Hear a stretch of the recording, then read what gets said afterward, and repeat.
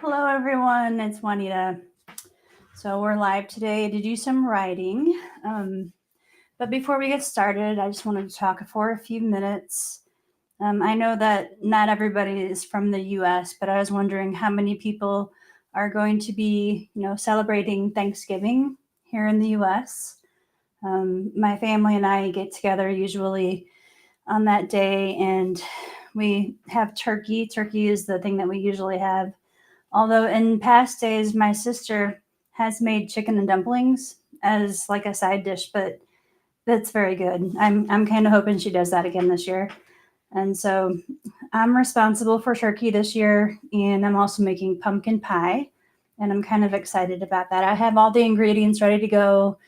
The turkeys, they're frozen, so I need to have them thawed out. So whenever you thaw out a frozen turkey, depending on how many pounds it is, you should really put it in the refrigerator like 3 days ahead of time before you mean to cook it. So I have to get those out on Monday evening after work, and then I'm planning on cooking one of the turkeys. I have a big family, so I have to cook one of the turkeys in a roaster pan that I just bought last weekend, and the other one I'm going to be putting in the oven. Now, the one that goes in the oven might be a little bit more challenging because I don't have any kids and I don't have a husband or like an immediate family. So I've never had to cook the turkey before. So this is going to be a new experience for me. And I'm kind of excited about it, but kind of like leery about it because whenever I do cook it, they're not coming to my house. I live in a crappy little apartment. So we have to go to my sister's house, who has a nice. Actually, we're not going to my sister's house. We're going to my niece's house, and so they have a larger house, and more people can fit in it. Because if, like, seriously, if they came to my house, there wouldn't be any place to sit. I have like one couch that's big enough for maybe 2, 3 people. It's more like a love seat kind of size, and I do have chairs, but they're just not very comfortable. Yeah, my place is just not meant for entertaining people, and so I don't really have too many people over a lot. But that's okay because I'm okay with that, and I'm kind of excited about that. I have made pumpkin pies before, and they've turned out pretty well. So I have all the ingredients for that. I'm gonna have to cook those before putting the turkey in there, of course, because the turkey is going to take hours and hours to cook, and the pumpkin pie won't take that long, not nearly that long. So yeah, and then they need time to cool and all that stuff too, because you really should refrigerate them after it cooks. Excuse me. So get a drink. So that's exciting for me. I think I don't know. I think it's pretty exciting all around. I like Thanksgiving, even though it's like it marks a difficult time in the history of the U.S. and some people may see it differently than others, and don't really know what to think about that. I see it as my family gets together. I spend time with my family, and I like that part of it. But the actual history of it, like what happened back then, there's of course going to be a lot of people who don't like what happened or say what we learned in school isn't what really happened. So, I mean, if you truly believe that, I'd like to know, but I don't really know what to believe. I wasn't there then, and to me, it's about friends and family. That's what it's about for me, and to be giving thanks for what you've received. So I'm happy with that. So it's okay. But anyway, I want to, before I get started on any writing, I want to light my candle and see if I can do this on camera without burning myself. I don't know. This is a really large flame. The other one's better. All right, all lit. Some of the wicks aren't, they haven't burnt evenly.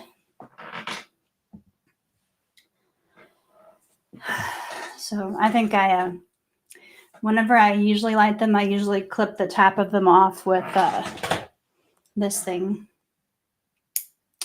And I think I cut one of them too short. So I'll have to wait for it to grow, not to grow up, but to melt down a little bit and then try to fix the situation. But for now, I'm not going to worry about it. It's lit. It's going to make the room smell nice. And I think it's time for our first stream. So our first Pomodoro sprint, basically is what it is. And to do that, I normally use the Pomodoro. That's a timer I downloaded onto my computer, and it gives you 25 minutes on the clock. Then after each 25-minute session is a 5-minute break that you take in between, just like a normal Pomodoro sprint session. And there are 4 25 minutes, so it's approximately 2 hours. And if I talk too much during our little breaks, it might be longer than 2 hours because I have gone over several times. So if you have anything to do, you don't need to like stick around or anything, but let's get some writing done. All right. I think this should be on Twitch and YouTube. So I noticed the last time on Twitch, I went on there to review the video that I did last week. And I think it muted everything. It muted parts of it or something like that because it didn't like the music that Restream had. It told me that it was a possible copyright issue. So it muted it. I don't know if that means I should like mute it all the time or not, but I've noticed that in the past, whenever I've gone to somebody's stream who had music playing, I always muted it because it bugged me. But I don't know. I'm going to keep it going for you guys if you want to use it. And if it keeps deleting it, or not really deleting it, but if it keeps muting it on Twitch, I may have to stop using the music altogether. But today I'm going to use it. I'm going to use the Chill Hop on Restream because it's, I don't know, it's the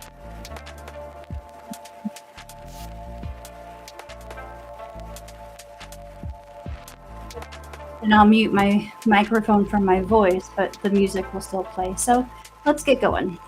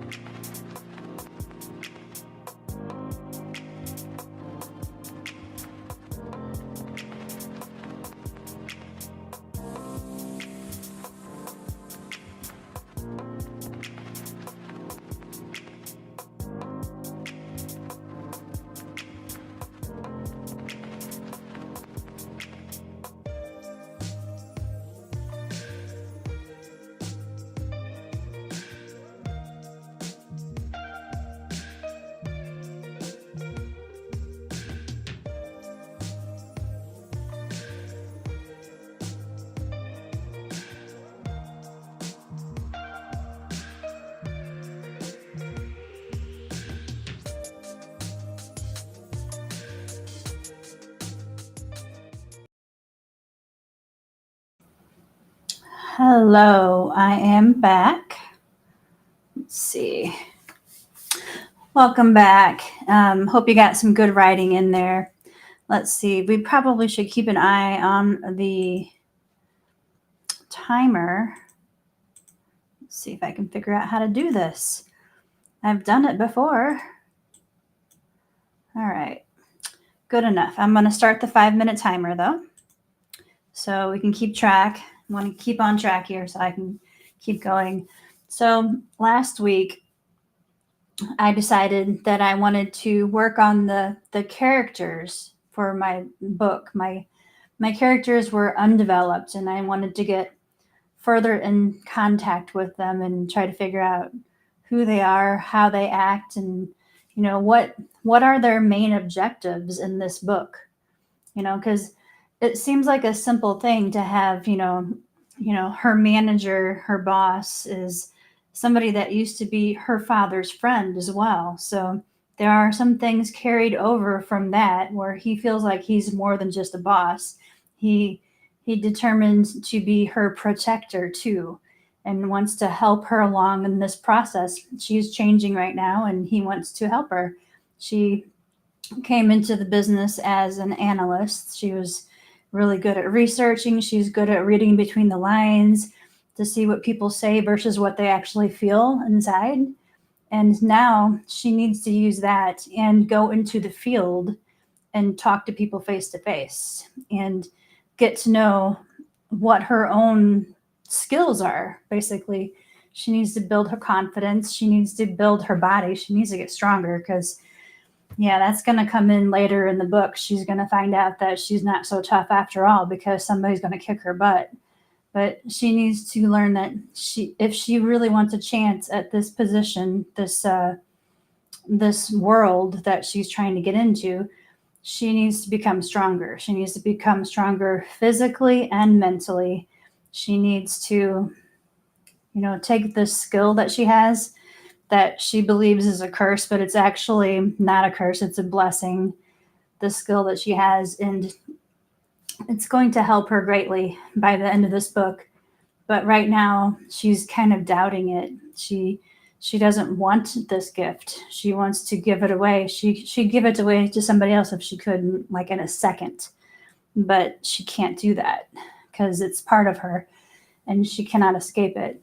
And for most of her life, she's like in her mid-20s right now, but most of her life she kind of looked down upon it, the skill that she has, and she didn't like it. She didn't like the way it made other people treat her. And that was weird. She didn't like the way other people treated her when she told them, so she doesn't tell people about it. She doesn't even tell the people that she works with about it. And at this point in time, the only people that she believes knows about this special skill of hers is her cousin and like one of her friends from high school. And she's going to find out along the way that more people do know about it and more people are trying to coax it out of her, trust people, because trust is a big thing with her, because whenever she told other people about it, those are people that no longer speak to her. They were mistakes. She should have never told some people. And she's learning that it's not always a blessing. So she tries to hide it. She tries to get rid of it. And, well, she can't really do that. She's going to find out eventually that she needs it. But anyway, the point is I'm still going through some of the character development. And because there are certain things, like I know that she's going to be investigating certain people that her cousin had come in contact with the last few days before he disappeared. And I don't know if she's going to be veering into this herself or if this is something that one of the other investigators is going to walk with her and do with her, or if it's going to be Ted himself. Ted is her manager, her boss, which was her father's friend. And she knows all about this. She knows that her and her father and Ted were always like buddies back in the day.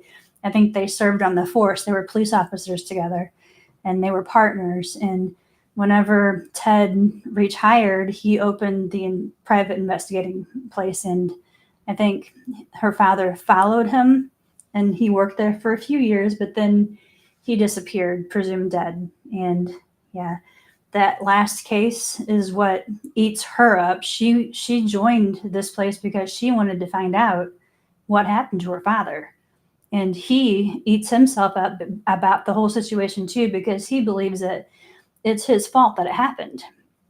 And so, yeah, there's a lot to learn. There's a lot to try to figure out how it all fits together and how they're going to investigate and what is going to be, what are her first steps in learning how to do all this. I feel like she needs a chaperone through this part, but whenever you see shows like, what is it called? Murder, She Wrote.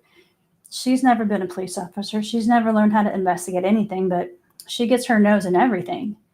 And she does it by herself. She doesn't need anybody holding her hand through it. So I'm like, is that something that Drina should look into? I mean, should she do these things by herself and like get herself into these messes that nobody needs to come rescue her? These are all things that I'm thinking about still. But anyway, let me know if there are any things that you are working on for your stories. And if you're having any trouble with them, I'd be glad to try to help you if I could. So let me know. Put a comment in the box if you have any questions. So until then, we're going to jump right into the next sprint. The 25 minutes is on the board already.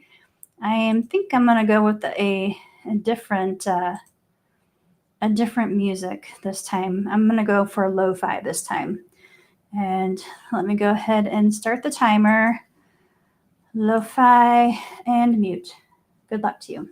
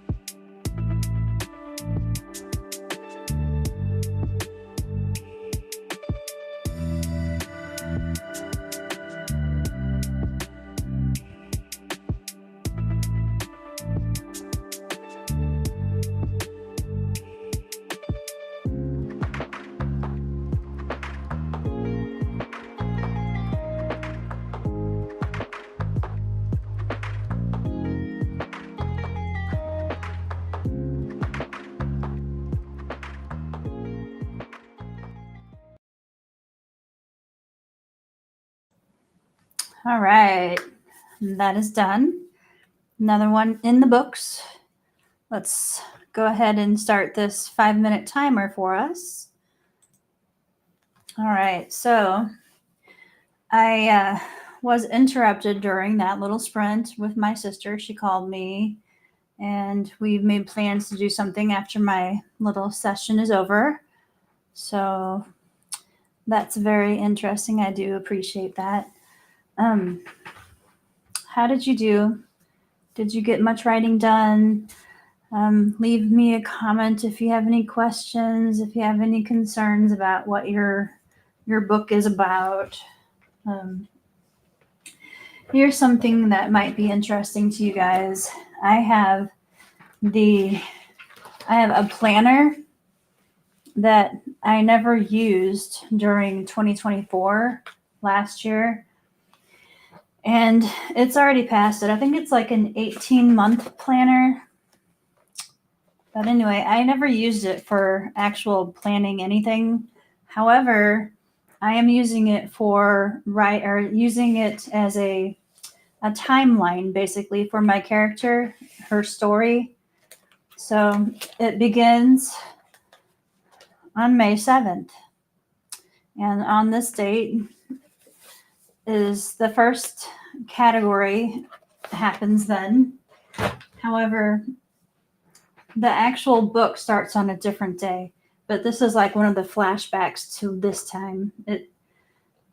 It's just one of those things. It helps you to keep a better track of the timeline, making sure that, whenever they wake up in the morning and they do something different, you have to make sure that it happens on the right days and that you don't like suddenly revert back to a different day that's already happened, or this happened on that day. And you have to keep all that straight in your head.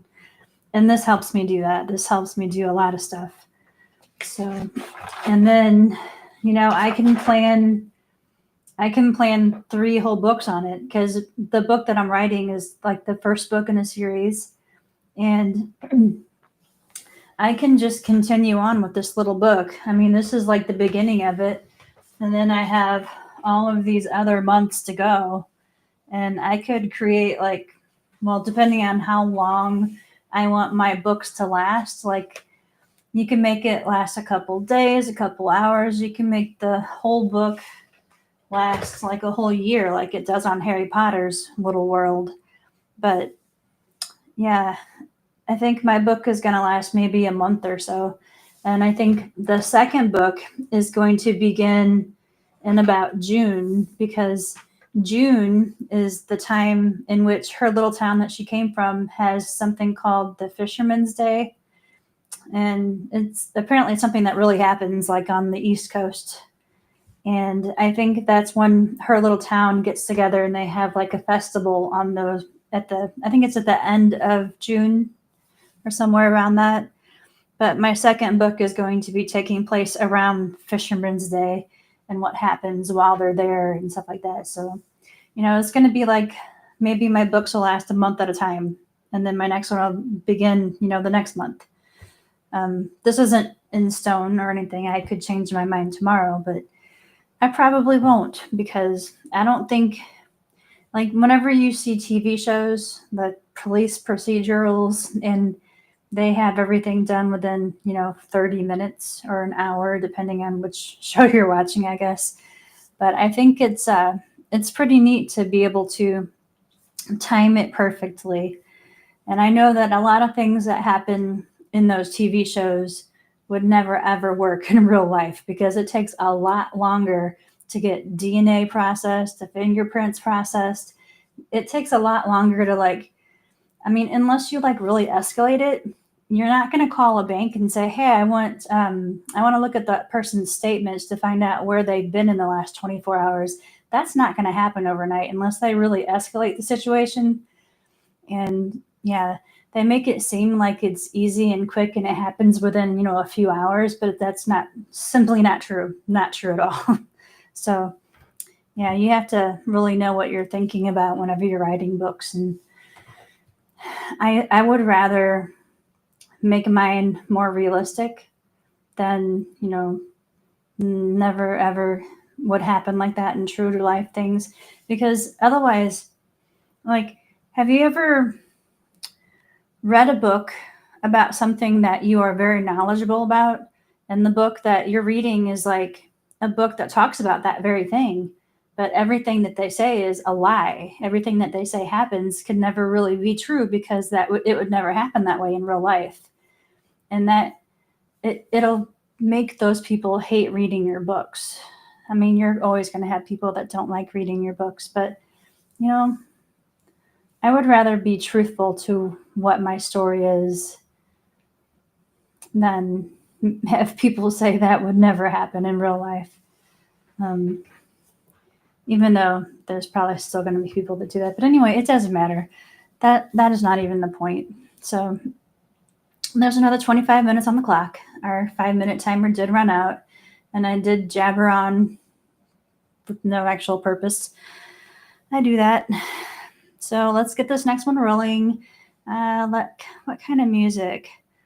Hi, how are you? I just picked up a book. Let's see if I can figure out how to do this. Oh, it did. I just picked up a book, and I made notes about 2 years ago, decided this morning to pick it up to see. It goes purely off edits from 2 years ago. Keep consistent timeline. Oh, yeah. Yeah, that's awesome. Michelle, thank you so much for commenting. Thank you for being here today, too. Okay, let's get this next ball rolling. I don't know how to make it not show now. Okay, there it goes. I'm still learning how to use Restream, even though I've had it before. It's still a mystery to me. And I'm honestly going to be trying to switch over to some different programming like OBS. I don't know if you've heard of that or not, but I definitely need to start using something different, because I don't like the music on this one. And I don't want to pay a subscription or a membership for this one to have better, to use banners and to use like different kind of music and stuff like that. I'd rather not do that. So, okay, let's get back on track. I'm going to pick a different music, because that's what I do. Okay, we'll go down tempo this time. I honestly don't know what it's going to be like, but let's try. Okay.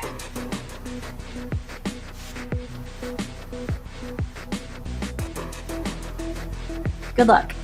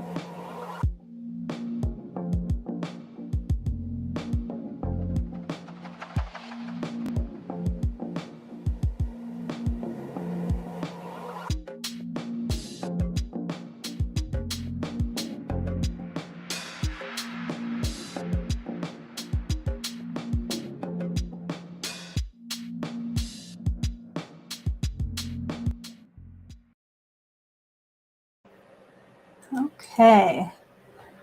And that is another stream down. I'm going to go ahead and start this 5-minute timer. I'm going to go back to the screen.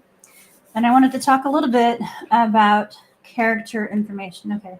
I forgot to turn my heater off. 1 second. It's a little bit loud. I forgot to turn it off. So, I live in Illinois, Southern Illinois, and it's 51 degrees outside today. And it's just a little bit chilly inside, so I have the heater running sometimes. So I wanted to talk about character information, building your character arc, basically. And I think that doing that, there are some great tools out there. There's a lot of books, there's a lot of everything. But what I'm using to get to know my characters a little bit better, I use Scrivener, of course, for writing. And I am going to add the screen on just so I can show you their character page. Basically, you can use it to fill out information about your characters, and it's really helpful. Well, let me show you how it's done. Okay, screen. Well, that's not the one I meant. Okay, let's see if I can do this because apparently I am not doing it very well. Okay, it's going to be media. Is it going to be a different window? Other. Okay, we're going to figure this out together. No, and no. Maybe I have to add it before. Because before it doesn't look like this really. No. Perhaps it's not going to work. Okay, but anyway, I'll just tell you then. No. Now I'm just messing it up, messing the whole stream up. Sorry about that. All right. We're going to leave it like this. I'm just going to tell you what the page says because apparently I can't show it to you. It's on the computer monitor, so I can't like pick it up and show it to you on person or whatever.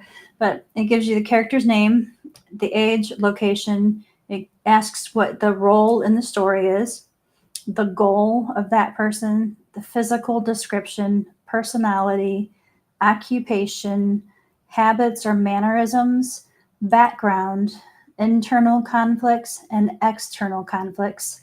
And then it says notes. And in the notes section, I usually create a letter to themselves because I think that if I can hear them talking to themselves about themselves, then I can get a little bit more internal thoughts of how they feel and think and stuff like that. I think I will give you a sort of example of this. Okay, so the detective in my story is a young guy. He's 28 years old. His name is Detective Corey Russell. Okay. His role in the story is he's the detective that's in charge of finding a businessman who's gone missing. He's a CEO, Stuart Calhoun. Okay. His goal in life, not just like in this case, but his goal is to catch the bad guys and not let anyone throw him off his mark. He is determined to be a pillar in the law enforcement community, just like his father and his before him. So you can tell by this, he's come from a long background of law enforcement agents. And he's kind of like paddling on their doggy tails. That doesn't really make sense. But so all of his previous family members have been police officers in one sense of the form or not. And he's trying to live up to their expectations, but he doesn't quite make it. His physical description is he's a little scrawny. He seems to wear clothing that do not fit him properly. He wears suit jackets that are just a little too large, and everybody thinks maybe it's because he's trying to hide the fact that his muscles are kind of underdeveloped, right? So he's kind of scrawny. He doesn't look tough. He doesn't look like he knows how to fight, but he's been in this law enforcement background for all of his life. He's lived up to so many things, but when it comes to actually doing the job, he's got to think on his feet. He has to have his own knowledge.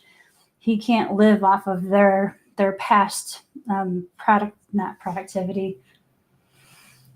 He's trying to live in their shadow, basically, and work in their shadow, and it's not working out for him very well. Okay, so I'm going to skip around a little bit. So his internal conflicts is he feels a little inadequate, right? He uses his family as a stepping stone to attempt to get more respect, more than he deserves. He hasn't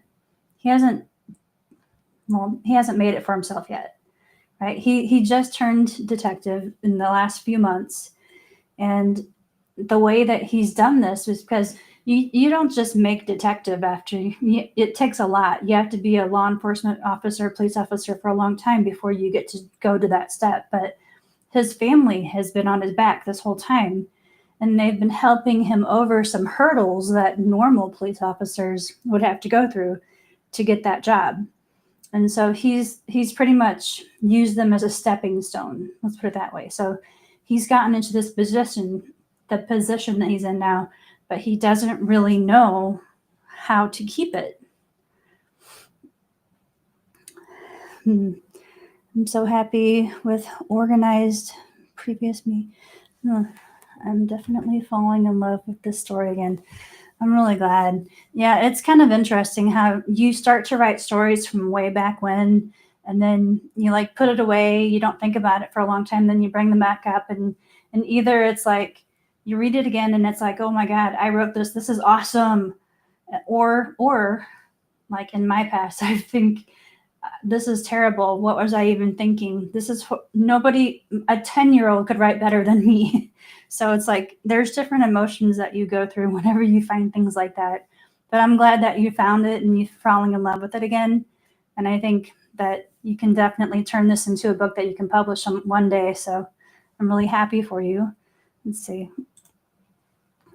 A letter from the character is a good idea, so their personality and mannerisms can come through and be a good jog of memory. That's definitely true.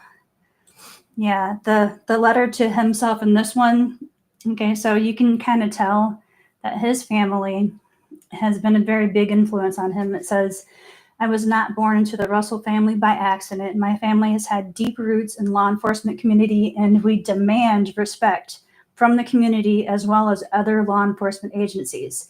So right there, you can already tell that he's kind of full of himself.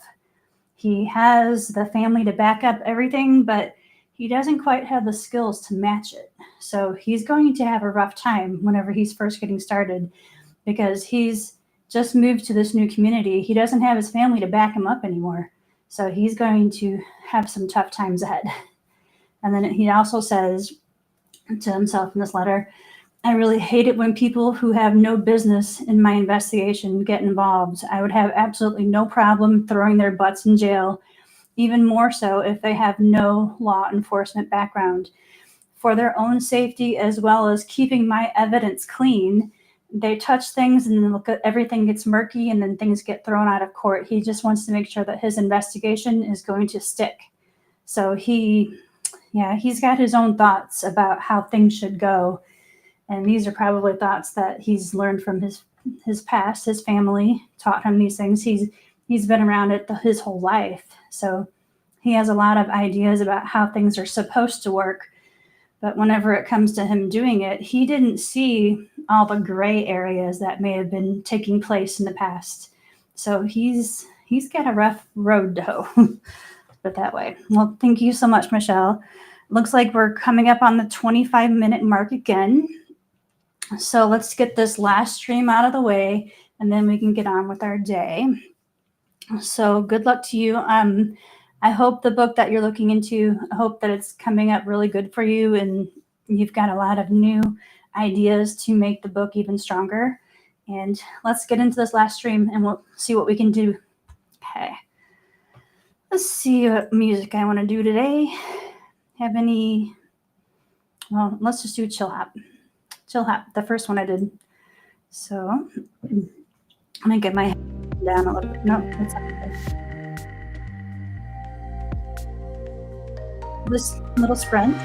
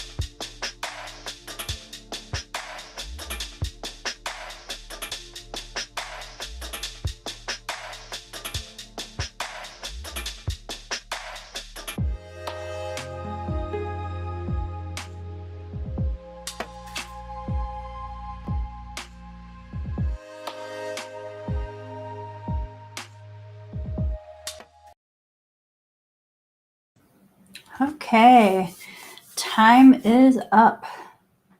I hope you got a lot of writing done this time, or if you're just reading through your old manuscript, making notes.